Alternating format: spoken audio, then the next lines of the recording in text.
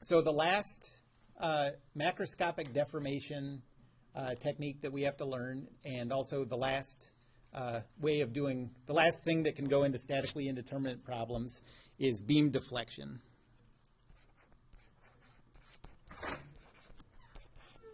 Whew! Oh my God. That was close. Okay, so beam deflection.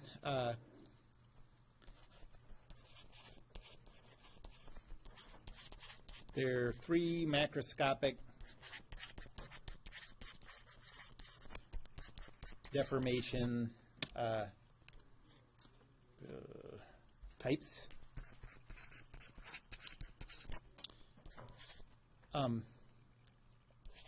Elongation,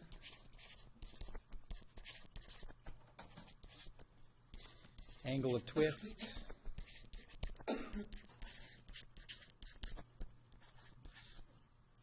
and deflection. And we have done this one and this one, so we're on the last one. And here's the idea of beam deflection. If you have a beam that's originally straight and you apply some function of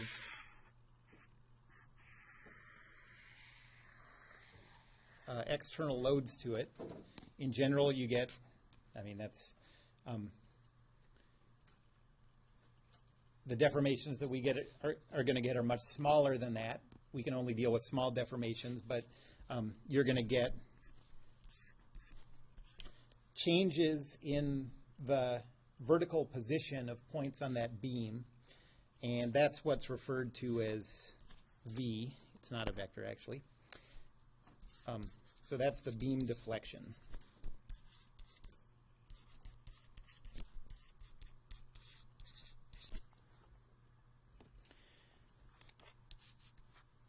And the theory of elastic beams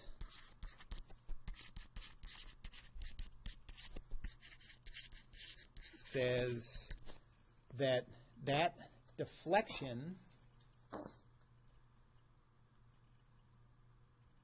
well, here's what it says, that the bending moment divided by E, the Young's modulus, times the area moment of inertia is equal to the curvature of the beam.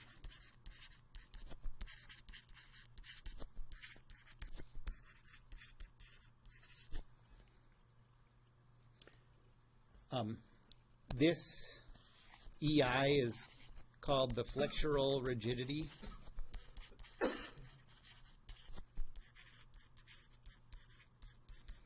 And so if you have a high flexural rigidity, it takes a very big moment to change the curvature a fixed amount.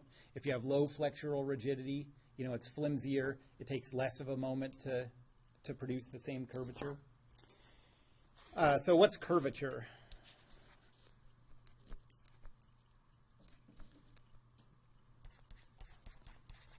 So that's all we need once we know what the hell curvature is. Once we know what the hell curvature is. That would be funny. Yeah. You guys better not. So here's curvature. It's the Greek letter kappa. That's what they use to represent it.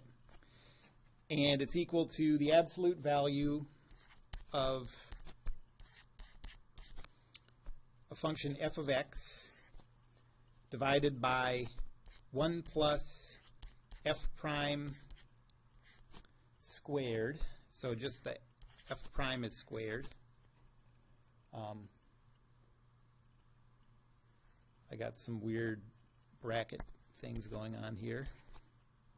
Let's make that a curly bracket. And then everything inside the curly bracket is to the 3/2 power. So this is the curvature of a function f of x.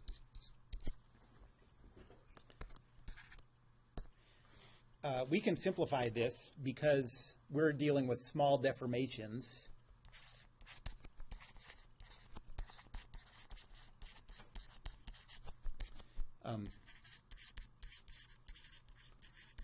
Because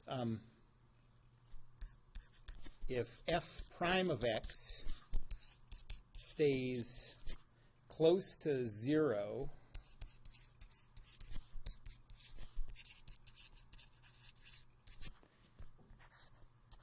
the curvature is about equal to f double prime of x.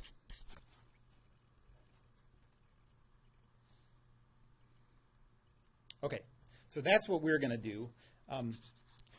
And that leads us to our final result that says the second derivative of the deflection is equal to the bending moment over EI.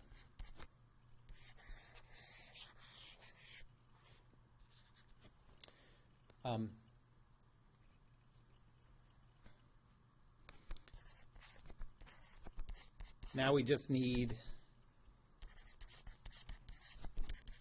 to solve this simple second order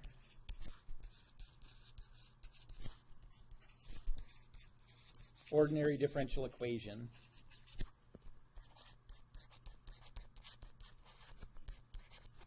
Differential equation to find the deflection V.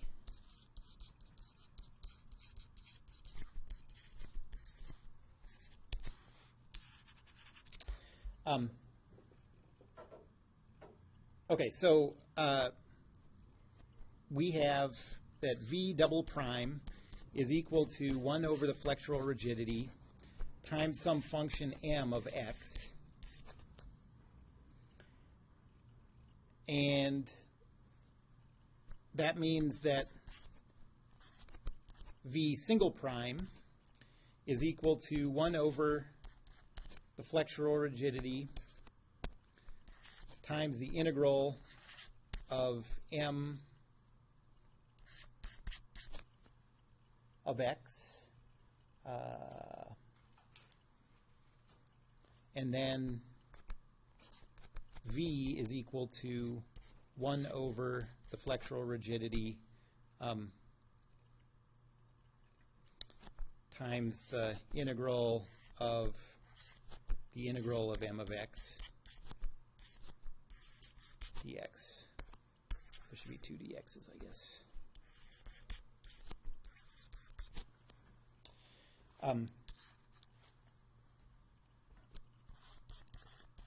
Since we're integrating twice,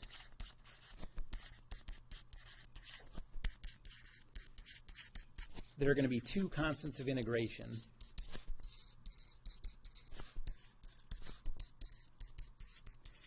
And in order to find those, we're going to have to use boundary conditions, just like we have to with any differential equation.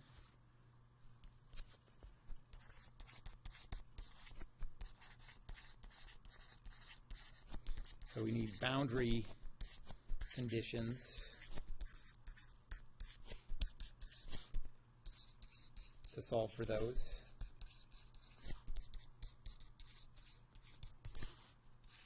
And so here's where the boundary conditions come from.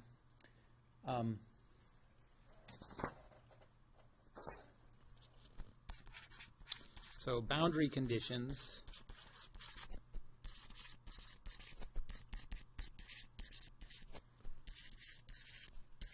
come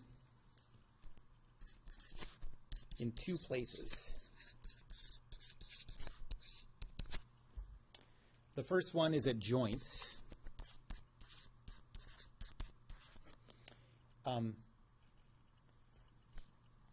If you have a pin or a roller, then the boundary condition says v equals 0 at that location. So let me draw why that is. So let's say that, let's say we start out with that orange beam, and there's a pin on the left and a roller at the midpoint. What are the things that are possible with those two joints there? Well, this can rotate. So if you applied a big force between these two joints, you could get something like that. And then who knows what, That's allowable. But what wouldn't be allowable is for that point at the pin or that point at the roller to change its height at all. Those are confined to where those joints are. So the pin and the roller don't deform at all? That's right. We're going to assume they don't deform at all. Well, it could get a little more complicated if it's like a structure, and then you're dealing with just point force at those points, so you can't really. Well, right. Yep. Can it lift off the roller? We're going to. Mathematically, we don't treat it like that, so we're going to assume that it doesn't. But in the end, you'd have to look back and see if your forces make sense for that kind of joint. Okay, so the idea is that at these two points, the deflection is equal to 0. We don't know anything, though, about the slope of the beam at those 2 points.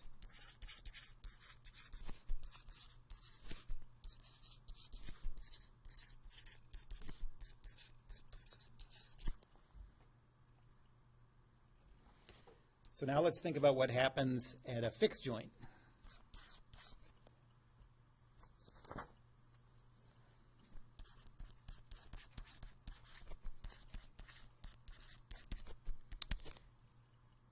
At a fixed joint, the deflection has to be equal to 0. And because there's a couple applied by the fixed joint,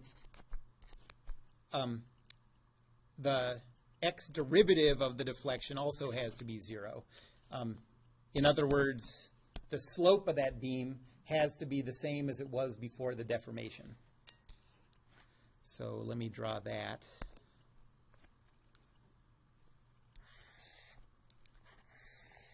So here's the beam before the deformation. Here's the fixed point, the fixed joint.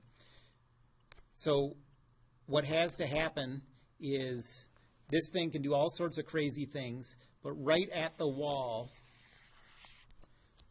that slope has to be the same as it was before.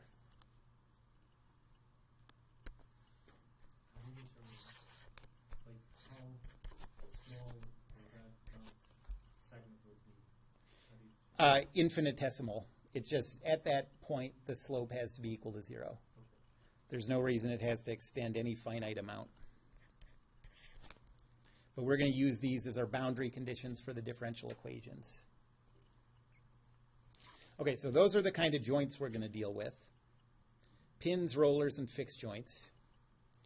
And then besides joints, the other place that we can find boundary conditions is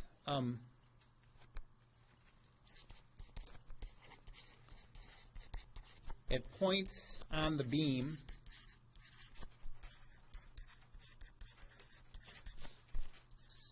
where the bending moment subfunction changes.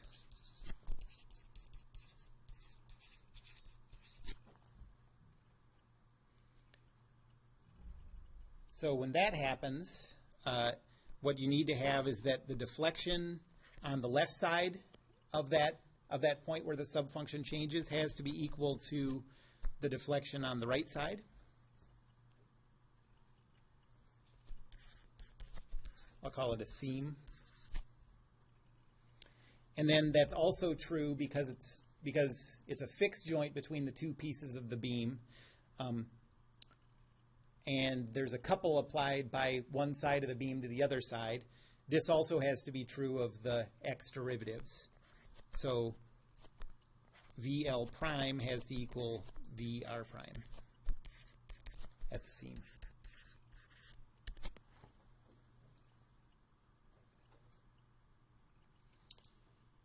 Okay, so I think this will make more sense after a couple examples, but does anyone have any questions right off the bat about that? Is the second derivative the same, or does that? No, the second derivative doesn't have to be the same.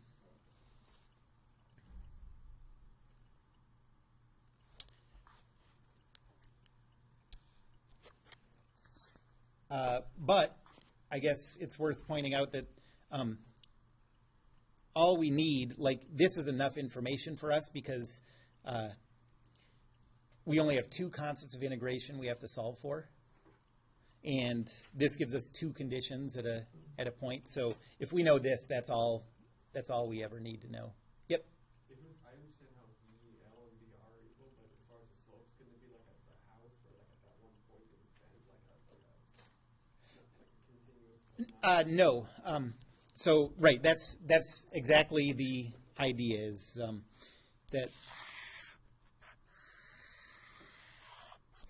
whatever shape it makes, it has to be differentiable, I guess. So whatever the left side says the slope is there, the right side has to agree that that's the slope there. If you get a kink in it, the beam's broken. You're going into the river. Okay?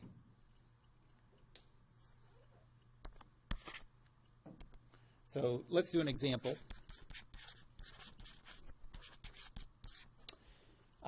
So let's do one where there's a fixed joint on the left. This beam is 3 meters long.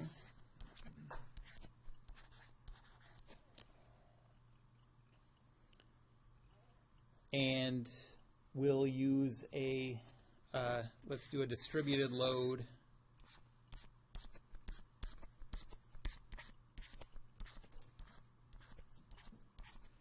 of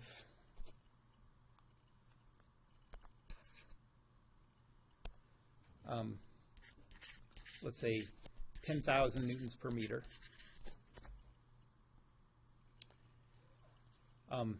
E, let's say this is steel, so it has a Young's modulus of 200 times 10 to the 9 pascals. And we don't have to know anything about the cross-section as long as we know that I. So let's say the I value is 8.3 repeating times 10 to the minus 7 meters to the fourth.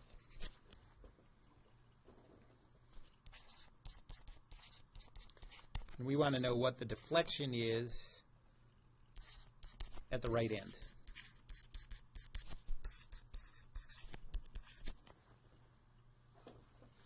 that the polar moment of inertia? Or No, that is the area moment of inertia. moves to the fourth?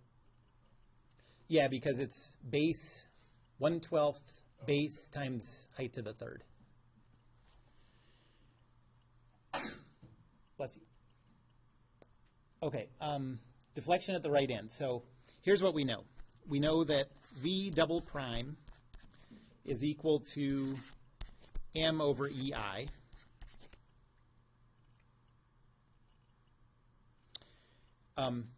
We can do this differential equation once we figure out what the internal bending moment is. So first we have to figure out what the external loads are at the wall. That's a fixed joint, so we have RA and a reaction moment MR.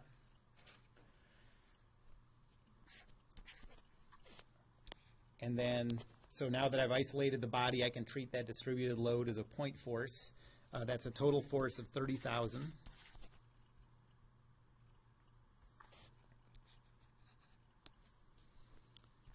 So Newton's second law says RAX, RAY plus 0, negative 30,000 is equal to zeros.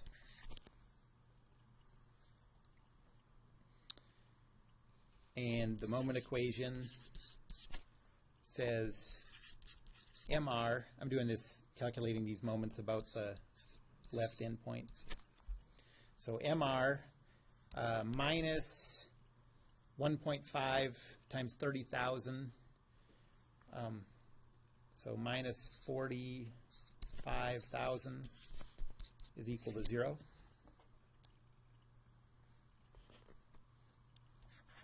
So RA is equal to 0, positive 30,000. And MR is equal to positive 45,000. That's newtons and that's newton meters.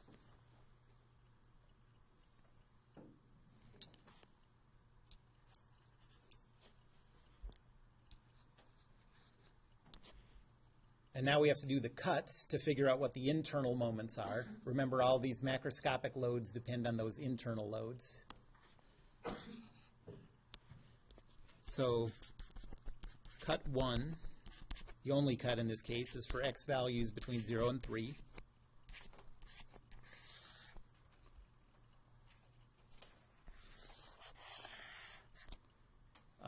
We know that there's the external force is 30,000 up, and there's a couple of 45,000.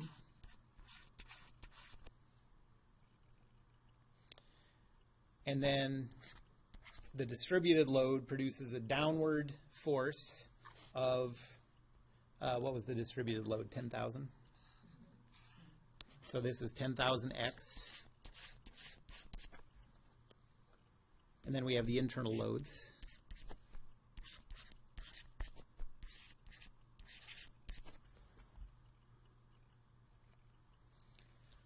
So Newton's second law says 0, 30,000,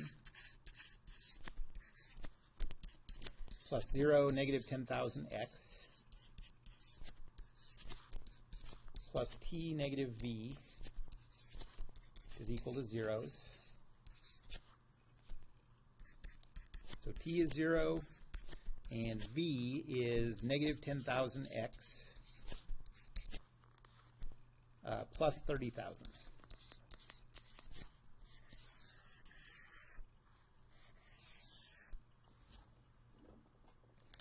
And then the moment equation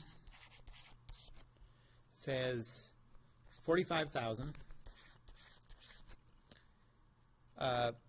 minus a moment produced by this 10,000x, and that has a moment arm of x over 2, so that's minus 5,000x squared. Then plus m minus vx is equal to 0. So m is equal to 5,000x squared minus 45,000 plus vx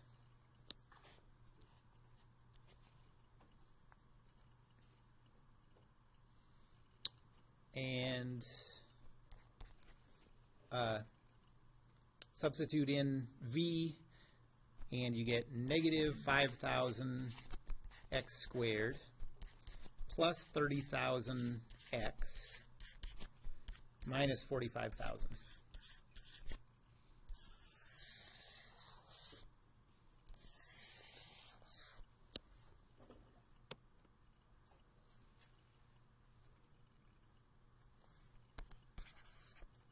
So now we can substitute that into our expression. The second derivative of the deflection is equal to 1 over EI times our function for m, negative 5,000x squared plus 30,000x minus 45,000.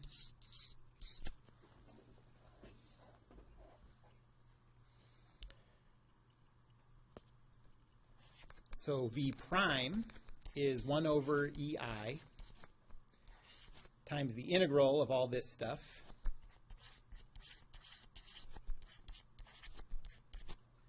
I left off an x in this 30,000.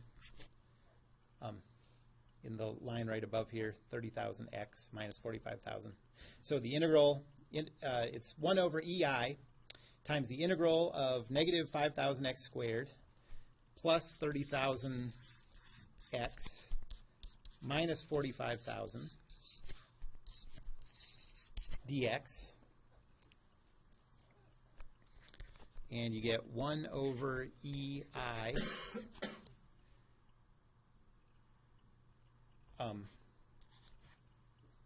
times the quantity negative,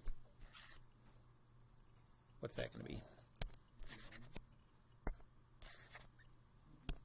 So integrate that, it's going to be, what's 5,000 divided by 3 is 16,666? Okay, so 1666.6 x cubed. And then plus 15,000 x squared minus 45,000 x plus c. Yep, let's call it C1 because there's going to be another one. And now we'll integrate that again, and we get V is equal to 1 over EI times the integral of all this stuff.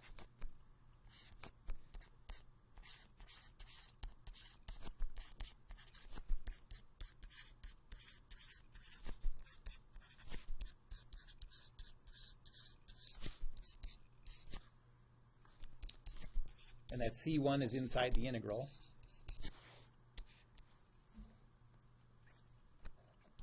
So now you get 1 over EI times the quantity. What's 16,666 divided by 4? 416.6 repeating. Okay, so negative 416.6 repeating times x to the 4th plus 5,000 x cubed minus 22,500 x squared plus C1x plus C2.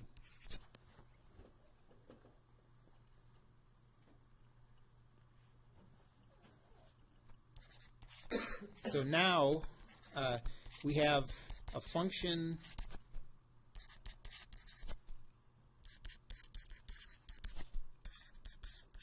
that gives the deflection value at any x.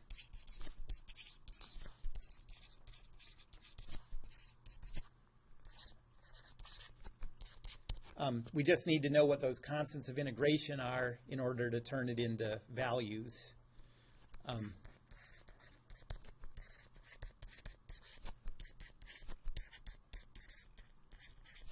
So we need to find C1 and C2. And so that's what we're going to use the boundary conditions for.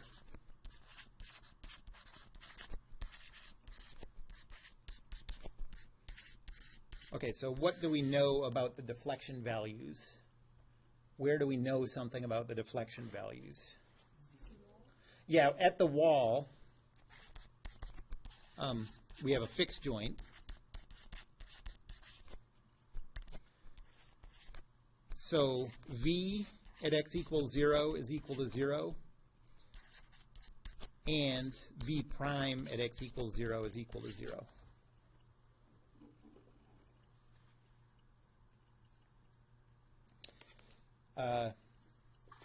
So V prime at 0, we have an expression for it right up here.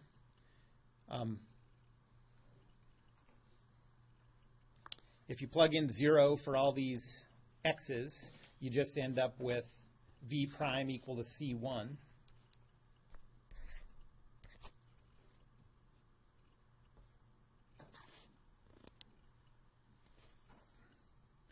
And that has to be equal to 0.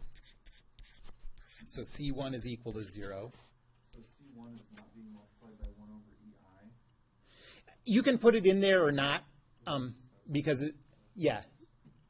So when you just like, I left, when you clear it, it just ends up being... right. I think you'll find that the math is usually a little simpler if you leave it out. But if you want to bring it inside, there's nothing wrong with that. You just have to deal with that EI times this arbitrary constant. Any questions about how I found that one? And so now we can go to our expression for v, and v at x equals 0 comes from this expression, and we've learned that c1 is equal to 0. So when x is equal to 0, all of this stuff is equal to 0. This is equal to 0 now. We solve for that, and we're just left with c2 equal to 0. So we have our final expression for v as a function of x, and it's equal to all this stuff. Just copy this down from below, from above. Don't bother writing it again.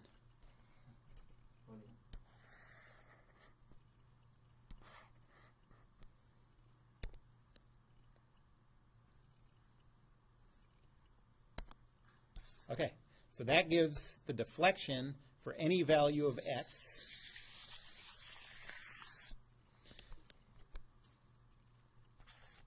So you could use that to find the deflection in the middle of the beam, or a quarter of a meter from the wall, or whatever. This works for any x.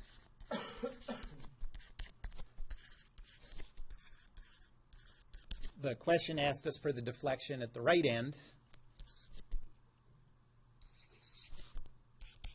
At x equals 3 meters. So plug in 3, and you get v of 3 is equal to 1 over. E is 200 times 10 to the 9.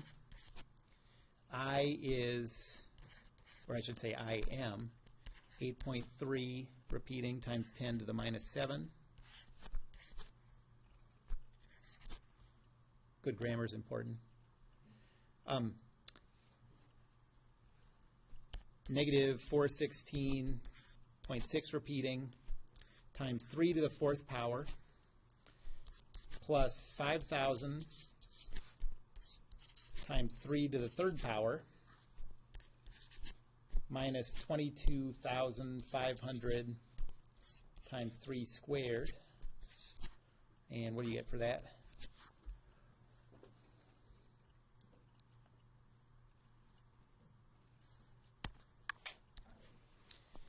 Negative 0.6075. That's a lot.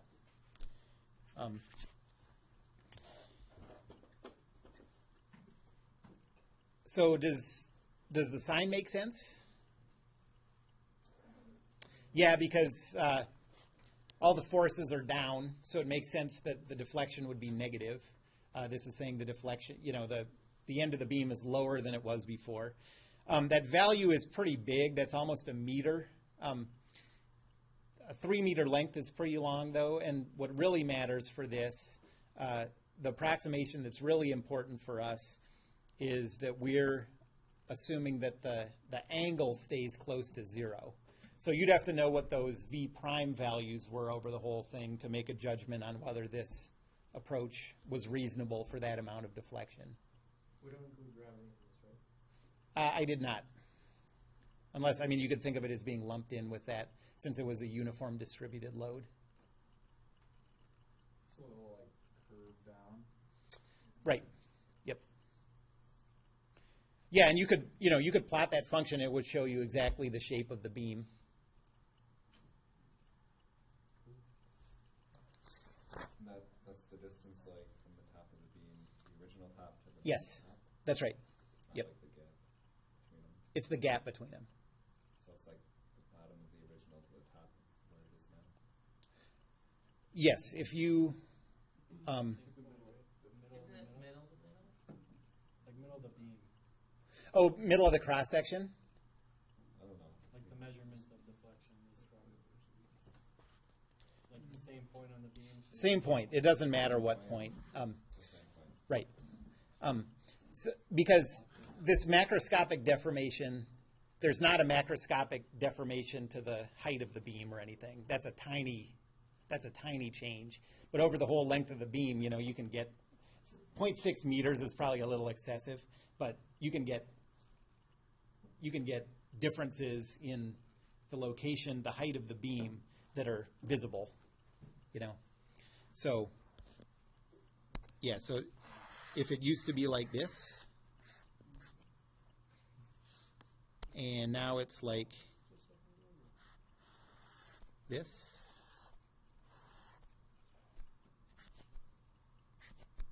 And from this information, we can also predict if the beam is going to stay that way, if the rain is taken away from it, or if it's going to bounce back to its original. Everything that we're doing in this class assumes that it stays elastic, and so every calculation that we're doing requires that if you took the load away, it would spring back to its original shape.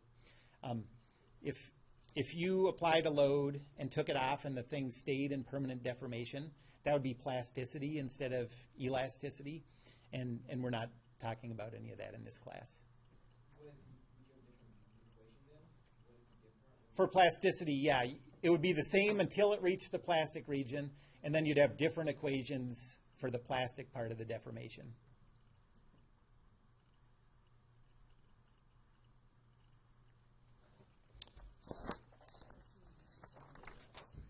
What? Let's move back to another class. Yeah, let's. Okay, so here's what I'm going to do next time.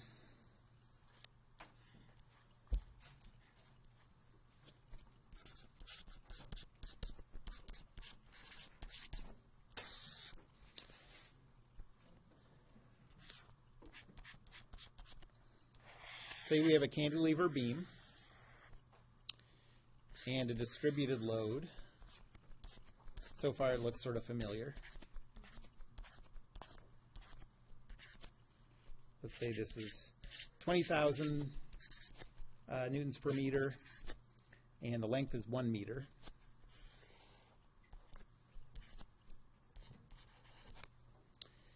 But this time, there is also a support on the right side. So what does that support do to, so say we're trying to calculate the reaction loads. It does. Why? Yeah, right.